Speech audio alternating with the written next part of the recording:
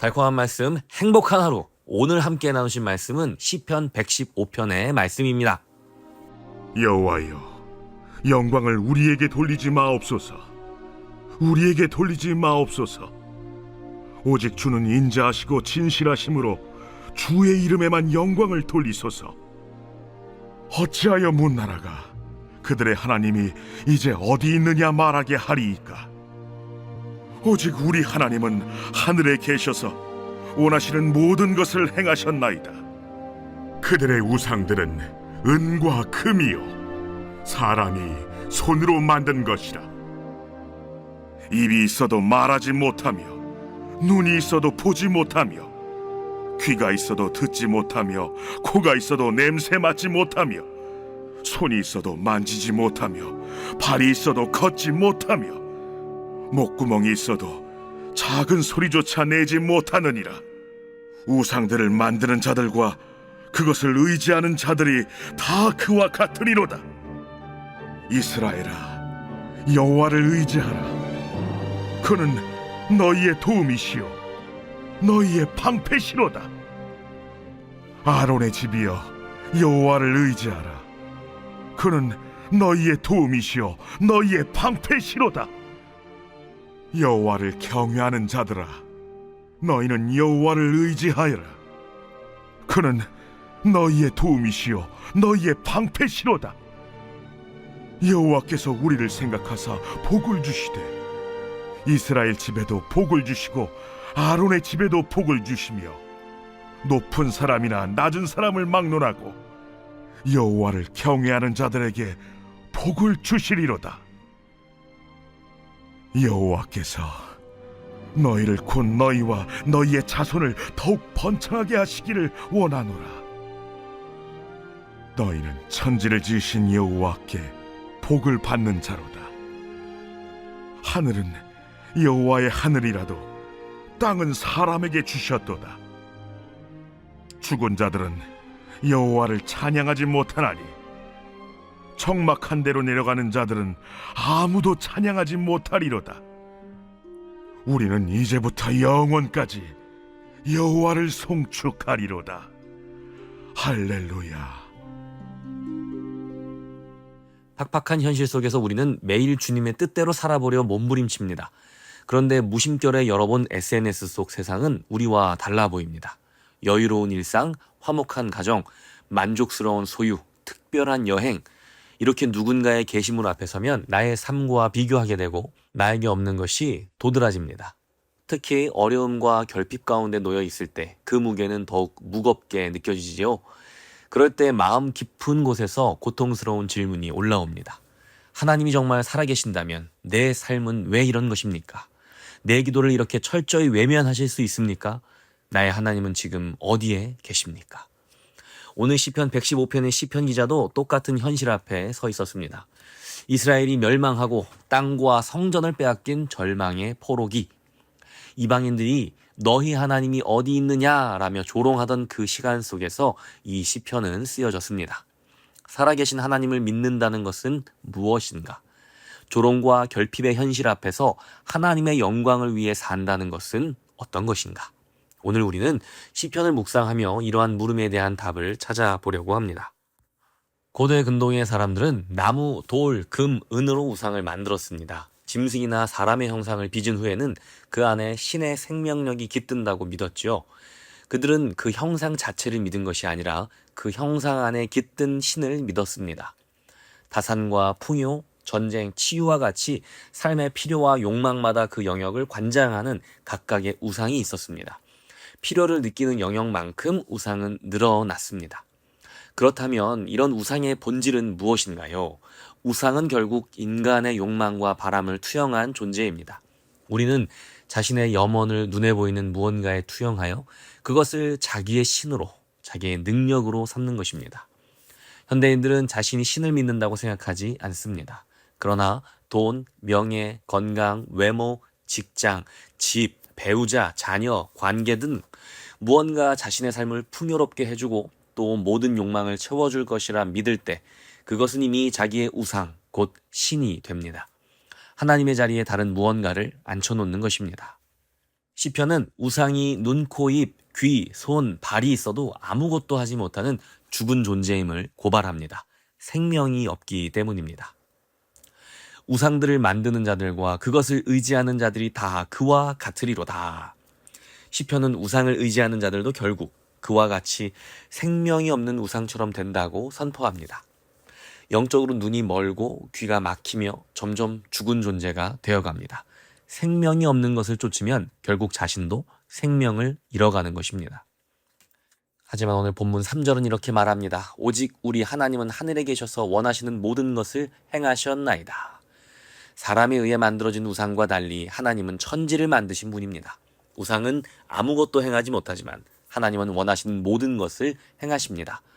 우상은 특정 영역에만 국한되지만 하나님은 모든 영역을 주관하는 절대 주권자이십니다. 그래서 시편 기자는 오직 하나님만이 차별 없이 모든 사람에게 참된 도움이요 방패가 되신다고 선포하는 것입니다.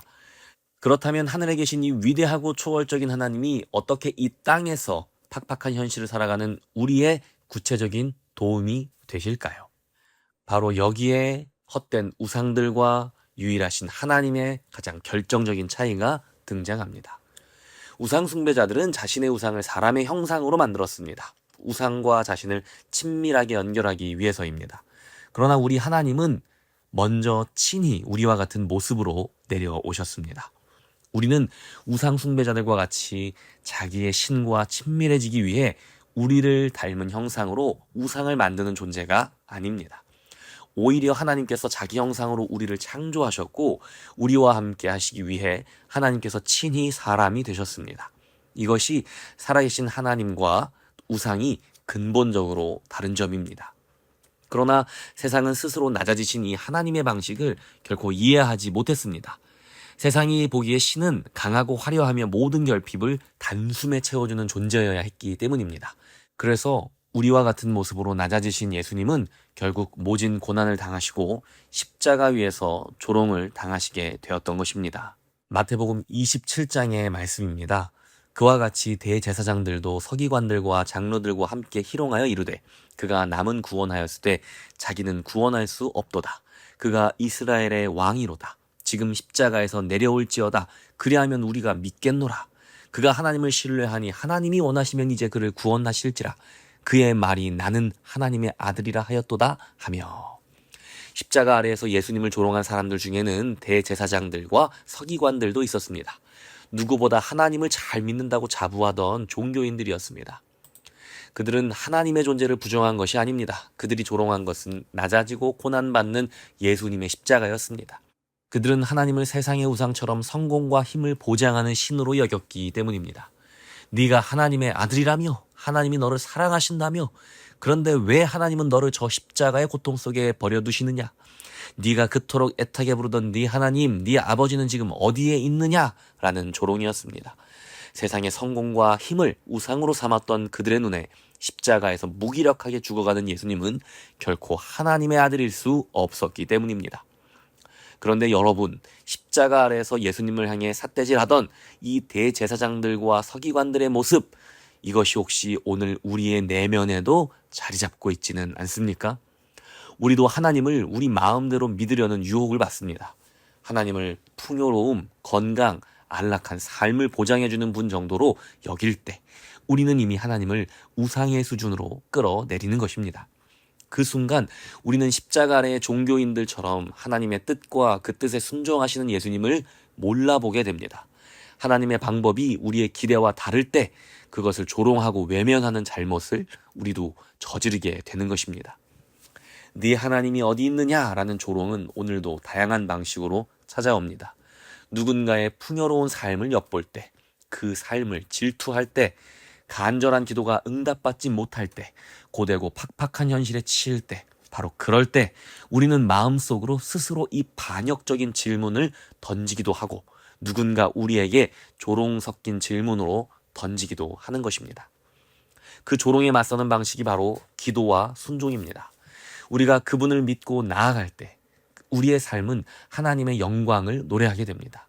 우상을 의지하는 자들은 우상처럼 되어갑니다. 그러나 살아계신 하나님을 의지하는 자들은 하나님을 닮아갑니다. 비교와 결핍의 현실 앞에서도 영적으로 살아있는 존재로 회복됩니다. 그렇다면 도대체 이 끔찍한 조롱과 두려움 앞에서 우리는 어떻게 영적으로 깨어 기도하며 순종할 수 있을까요? 예수님은 우리에게 그 길을 직접 보여주셨습니다. 오늘의 이 시편 115편은 큰 축제절기, 특별히 애굽에서 이스라엘이 구원받은 것을 기념하는 유월절에 불렸던 찬송시입니다.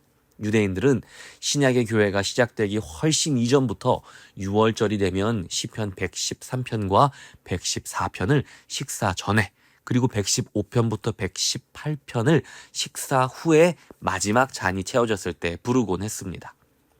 유월절을 맞아 예수님과 제자들 역시 이른바 최후의 만찬 자리에서 이 시편 113편에서 118편을 부르셨을 것입니다. 마태복음은 예수님과 제자들이 최후의 만찬을 마치시고 함께 바로 이 찬송의 시를 노래하고 감람산으로 떠났다고 기록합니다.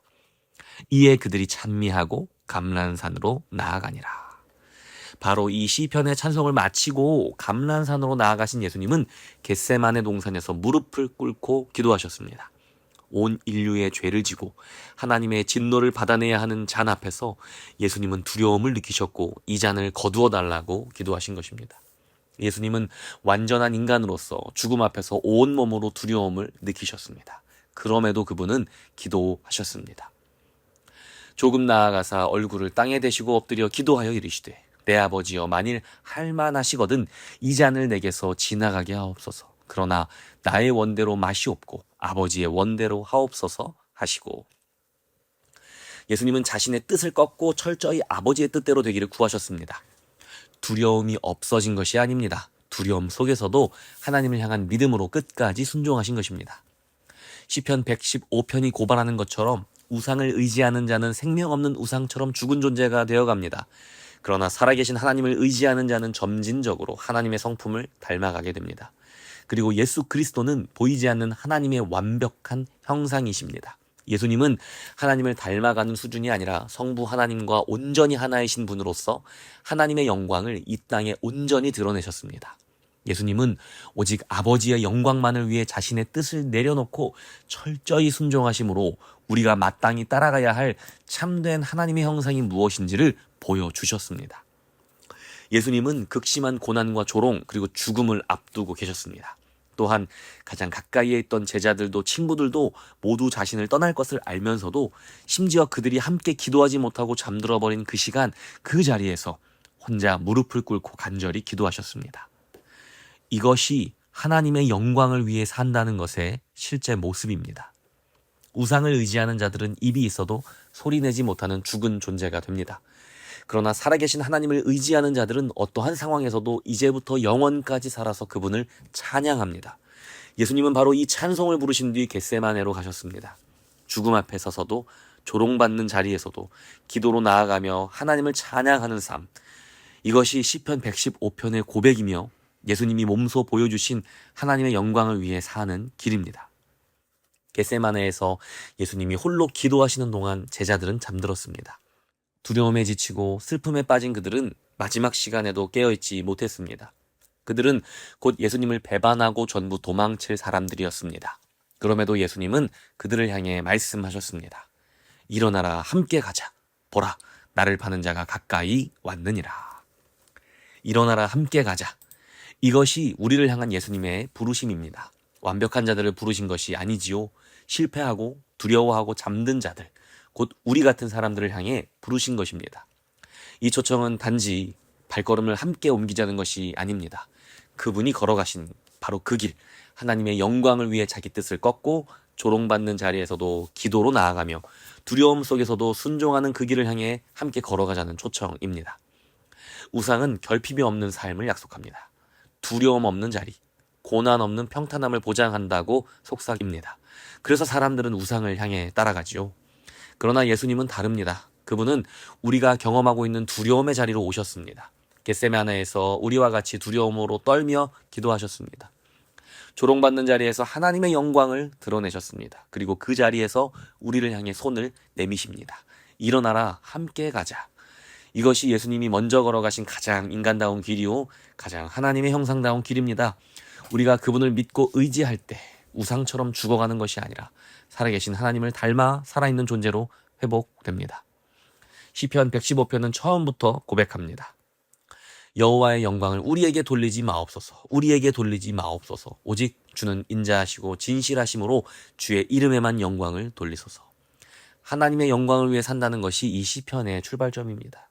나의 풍요, 나의 안락함, 나의 명예가 아니라 오직 주의 이름만이 높임 받으시도록 사는 것입니다. 그것은 고난 없는 삶이 아닙니다.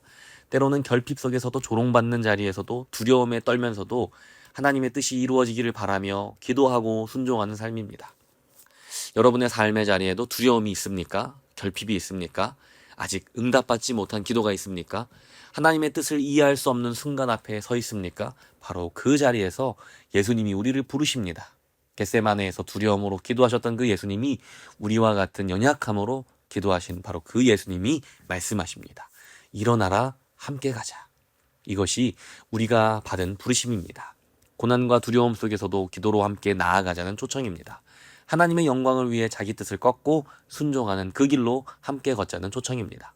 우리는 이제부터 영원까지 여호와를 송축합니다. 조롱이 있어도 결핍이 있어도 두려움이 있어도 하나님의 영광만을 위해 기도와 순종으로 그 길을 함께 걸어갑니다. 예수 안에서 영원한 생명으로 살아있는 성도들은 모두 이렇게 고백하며 하루를 시작하면 좋겠습니다. 우리는 이제부터 영원까지 여호와를 송축하리로다. 할렐루야. 오늘의 적용 질문입니다. 첫째, 내가 끝까지 쥐고 통제하려는 욕심을 내려놓고 당장 내 뜻대로 풀리지 않아도 담담히 견뎌내야 할 내 삶의 현실은 무엇입니까? 둘째, 도망치고 싶을 만큼 막막하지만 나와 함께 가자 하시는 예수님을 믿고 용기 내어 마주해야 할 골치 아픈 문제는 무엇입니까? 끝으로 이렇게 함께 기도하겠습니다. 우리의 삶은 오늘도 힘겹고 남들과 비교하여 초라하기까지 합니다. 그러나 나의 삶을 통해 주님의 이름이 영광 받으시기만을 바랍니다. 고난과 조롱과 죽음을 마주보고도 여호와를 찬양하고 간절히 기도하고 담대하게 순종의 길을 걸으셨던 주님처럼 나도 찬양의 자리, 기도의 자리, 순종의 자리로 나아가기 원합니다. 일어나 함께 가자 초청하시는 주님의 음성에 귀 기울이고 함께 걷게 하옵소서. 나의 생명, 나의 소망이 되시는 예수님이 함께 하시기 때문에 오늘도 나는 주님을 찬양할 수 있습니다. 지금부터 영원까지 주님을 찬양하기 원합니다. 아멘.